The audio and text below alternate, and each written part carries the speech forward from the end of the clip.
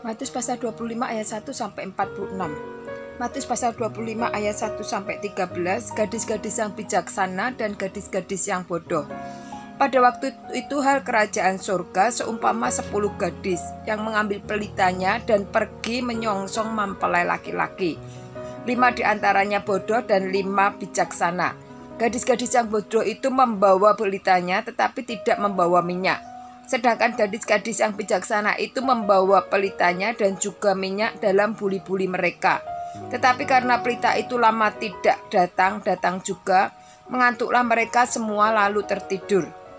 Waktu tengah malam terdengarlah suara orang berseru, "Mempelai datang, songsonglah dia."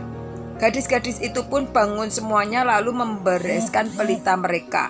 Gadis-gadis yang bodoh berkata kepada gadis-gadis yang bijaksana, "Berikanlah kami sedikit dari minyakmu itu, sebab pelita kami hampir padam."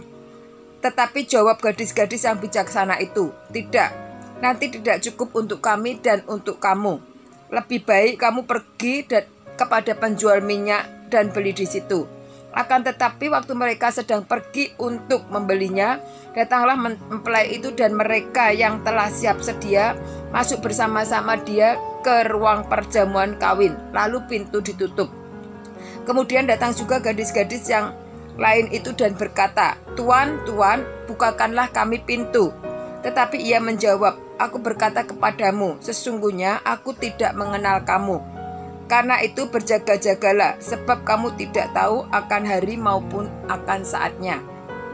Matius pasal 25 ayat 14 sampai dengan 30.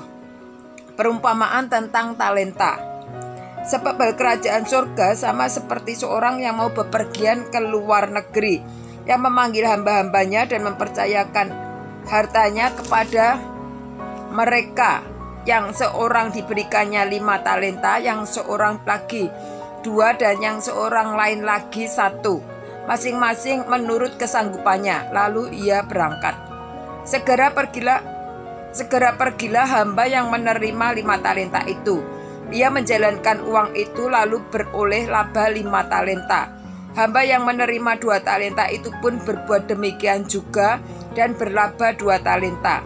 Tetapi hamba yang menerima 1 talenta itu pergi dan menggali lubang ke dalam tanah lalu menyembunyikan uang tuannya.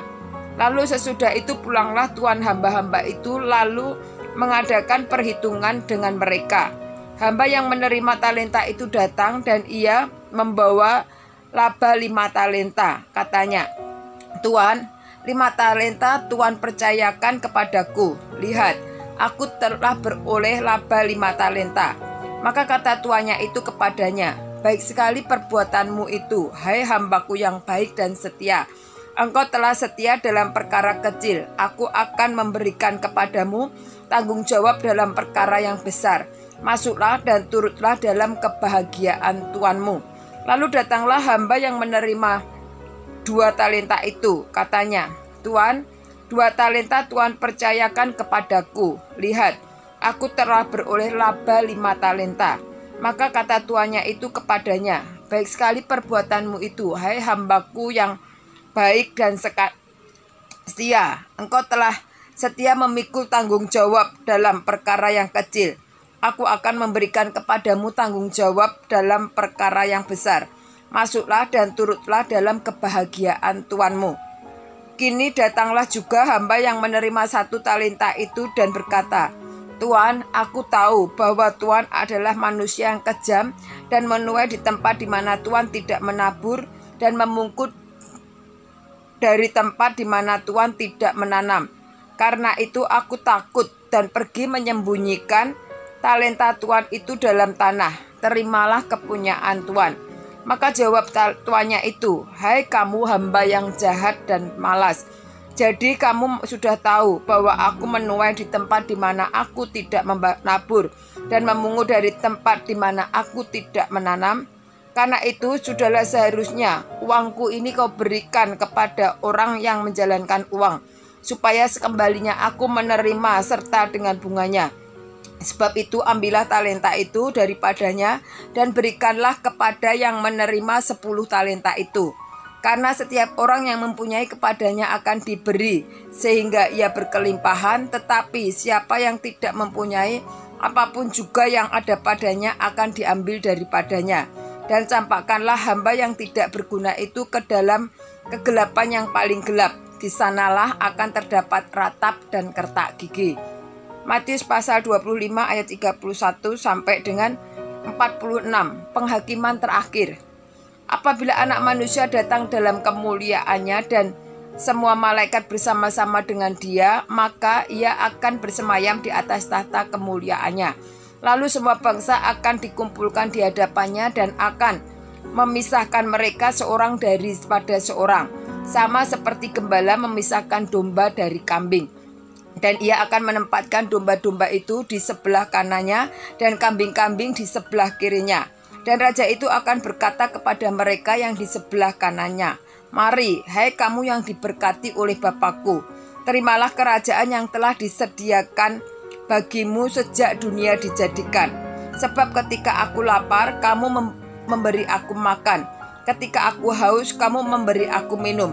Ketika aku seorang asing, kamu memberi aku tumpangan. Ketika aku telanjang, kamu memberi aku pakaian. Ketika aku sakit, kamu melawat aku. Ketika aku di dalam penjara, kamu mengunjungi aku."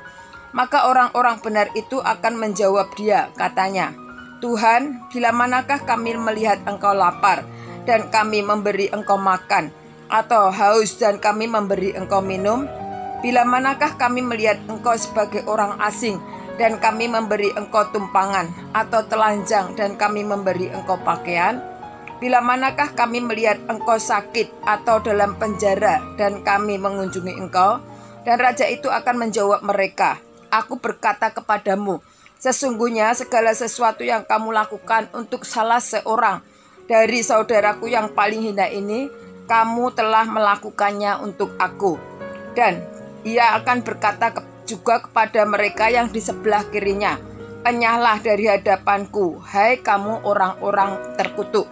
Enyahlah ke dalam api yang kekal yang telah tersedia untuk iblis dan malaikat-malaikatnya. Sebab ketika aku lapar, kamu tidak memberi aku makan. Ketika aku haus, kamu tidak memberi aku minum. Ketika aku seorang asing, kamu tidak memberi aku tumpangan.